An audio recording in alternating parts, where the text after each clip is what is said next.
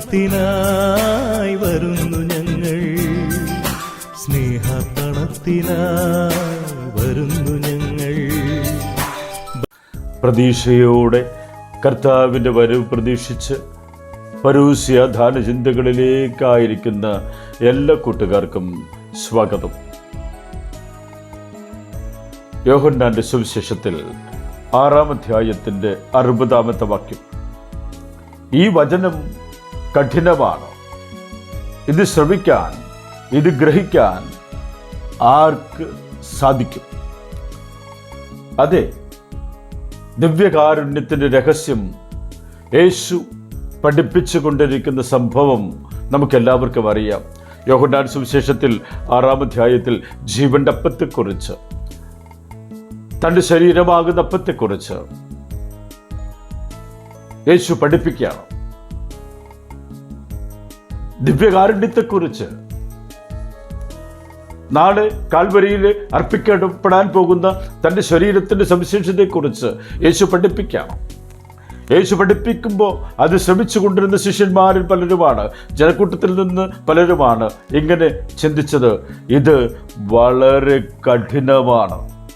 യേശു പറയുന്ന വചനങ്ങൾ വളരെ കഠിനമാണ്, ആർക്കും ഗ്രഹിക്കാൻ, മനസ്സിലാക്കാൻ സാധിക്കില്ല. അതെ, ഈ വലിയ മഹാത്ഭുതം, അത്ഭുതങ്ങളുടെ അത്ഭുതമായ പരിശുദ്ധ കുർബാന, ദിവ്യബലി ആർക്കാണ് മനസ്സിലാക്കാൻ സാധിക്കുക? ഇന്ന് വരെ ഒരു വിശ്വാസിക്കും പൂർണ്ണമായി ദിവ്യരഹസ്യത്തിൻ്റെ, കുർബാന എന്ന രഹസ്യത്തിൻ്റെ, കാൽവരിയിലെ ബലി എന്ന രഹസ്യത്തിൻ്റെ അർത്ഥം പൂർണ്ണമായി മനസ്സിലാക്കിയിട്ടുണ്ടോ? ഇല്ല എന്നാണ് എൻ്റെ കുഞ്ഞു മനസ്സ് പറയുന്നത്. എന്നാൽ ചിലർക്കൊക്കെ അത് മനസ്സിലാക്കാൻ സാധിക്കുമെന്ന് യേശു തന്നെ പഠിപ്പിക്കുന്നുണ്ട്. വിശുദ്ധ കുർബാനയേക്കാൾ വലിയൊരു അത്ഭുതം, വലിയൊരു മഹത്വം പ്രവർത്തിക്കാൻ ഇല്ല എന്നുള്ള വലിയ രഹസ്യം യേശു തൻ്റെ പഠനത്തിലൂടെ പങ്കുവയ്ക്കുകയാണ്. ദൈവസ്നേഹത്തിൻ്റെ പാരമ്യവും മഹാത്ഭുതവുമാണ് വിശുദ്ധ കുർബാനയെന്ന്, മറ്റെല്ലാ കൂദാശകളെയുംകാൾ വലിയ കൂദാശയാണ് ദിവ്യകാരുണ്യമെന്ന് അറിയാവുന്ന യേശു ഇത് ഗ്രഹിക്കാനായി തങ്ങൾക്ക് കഴിയുന്നില്ല എന്ന് പറയുന്ന ജനത്തെ നോക്കി പറയുകയാണ്, ഇന്നും അന്നും ഈ മനുഷ്യബുദ്ധിക്ക് അതീതമായ ഈ രഹസ്യം, ഇത് രഹസ്യമാണ്, ദിവ്യരഹസ്യമാണ്. ഇത് മനസ്സിലാക്കാൻ കഴിയുന്ന വ്യക്തികളാരെന്ന് യേശു പറയുന്നുണ്ട്. യോഹന്നാന്റെ സുവിശേഷത്തിൽ തന്നെ 6-ാം അധ്യായത്തിൻ്റെ 65-ാമത്തെ വാക്യം. കർത്താവിൻ്റെ വാക്കുകൾ കേട്ട വ്യക്തികളോട് കർത്താവ് പറയുന്നു, എൻ്റെ പിതാവിൽ നിന്ന് വരം ലഭിച്ചാലല്ലാതെ എൻ്റെ പക്കൽ വരാൻ ആർക്കും സാധിക്കുകയില്ല. ഞാൻ പറയുന്നത് ഗ്രഹിക്കാൻ, മനസ്സിലാക്കാൻ ആർക്കും സാധിക്കുകയില്ല. ഇത് ഒരു വിശ്വാസി എന്ന രീതിയിൽ മാത്രമേ, വിശ്വാസത്തിൻ്റെ വെളിച്ചത്തിൽ മാത്രമേ ഈ അത്ഭുതങ്ങളുടെ അത്ഭുതത്തെ മനസ്സിലാക്കാൻ സാധിക്കുകയുള്ളൂ.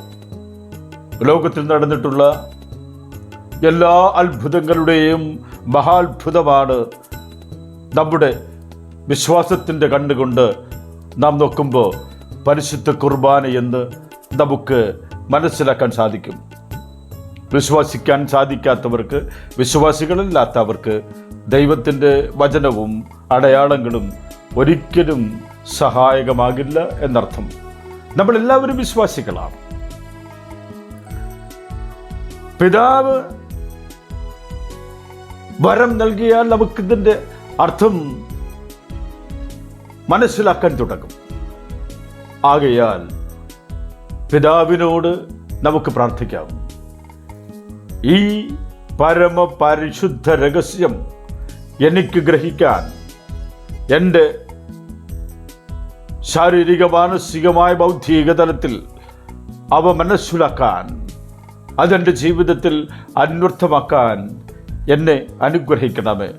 അത് അന്വർത്ഥമാക്കിയാൽ ഉറപ്പായിട്ടും വിശുദ്ധന്മാരെ പോലെ നമുക്ക് കുർബാനയിൽ ആശ്രയിച്ചുകൊണ്ട് മാത്രം ജീവിക്കാൻ സാധിക്കും.